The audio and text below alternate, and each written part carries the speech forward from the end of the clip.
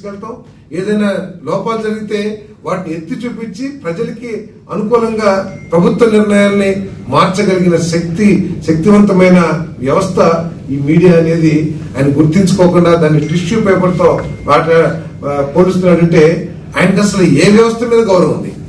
Executive మీద గౌరవం లేదు, పోలీస్ వ్యవస్థ మీద గౌరవం లేదు, జ్యుడిషియరీ మీద కూడా గౌరవం లేదని చెప్పేసి ఆయన అధికారంలో ఉన్నప్పుడు ప్రవర్తించిన తీరును బట్టి ప్రజలందరూ కూడా అర్థం చేసుకున్నారు. ప్రజాస్వామ్య వ్యవస్థల మీద వారికి లేదని చెప్పేసి మనం చేస్తాం. ఈ రోజంతా రాష్ట్ర ప్రయోజనాలను తాకట్టు పెట్టైనా సరే నా రాజకీయ స్వార్థం లేకపోతే రాజకీయ లబ్ధి పొందాలని ఆలోచించేయటం చాలా శోచనీయం అని చెప్పేసి మనం చేస్తాం. ఆయన ప్రయత్నం వల్ల ఏంటంటే ఈ రాష్ట్రానికి నిధులు రాకూడదు, ఈ రాష్ట్రానికి పెట్టుబడిదారులు ఎవరు రాకూడదు, వాళ్ళంతా భయపడేట్టు చేస్తా ఉన్నారు.